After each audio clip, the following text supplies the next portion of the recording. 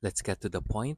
Viral si Encanta Cave Bar and Restaurant now, pero may cafe and store na din na mukhang cave na mas nauna. Manila Plus LA has a very cool cave-like cafe inside their fashion store, and the store itself looks like a cave too. Excellent ang staff. By the way, most fashionable cafe team din sila, and one of the most underrated cafes sila in terms of well-balanced flavored coffee drinks.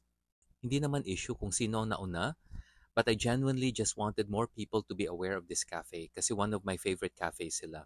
And let's be honest, this is not a sponsored post. I paid for my whole order pati na rin yung clothing. It's inside the equally new Gateway 2 Mall na maganda rin. Magulo lang ang floor numbering system ng mall. Kung magre-revise man ng constitution, pwede bang ipagbawal ang mga floor labels na upper ground, lower ground, L1, L2, and upper ground A? Seryoso ba talaga may upper ground A, upper ground B? Mas magulo pa ito sa ex ko. Anyway, nasa third floor ata sila na technically L2 ang floor. Stressful talaga. Look for the floor na may Genki Sushi. It's beside Duki Restaurant. Anyway, nawala na stress ko as soon as I entered because I love the following 7 details. Number 1, cave-like na fitting room. Number 2, consistent white color. More cafes and restaurants should choose one dominant color para mas clear ang visual identity. Number 3, I am obsessed with these sandals na may faux fur sa loob and fabric na surface.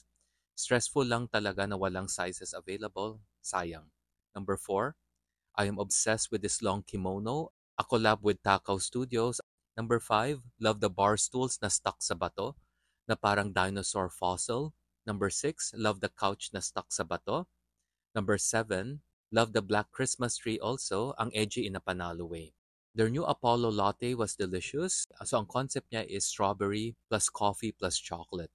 They are one of the few cafes that chose the right kind of strawberry. Sa iba kasi lasang cough syrup. Their version I liked. But I suggest they lower the strawberry flavor by 20% kasi na-overpower ng sweetness niya si coffee and chocolate. I paid for another version of this time asking them to lower the strawberry, and true enough, at least for me, mas balanced na siya. I will let you make your own choice whether to ask for the standard or the lowered strawberry version. I also love their black sesame latte. I've ordered it several times before. Check nyo na lang ang ngipin nyo after dahil baka may black sesame bits siya. Click follow for the next story.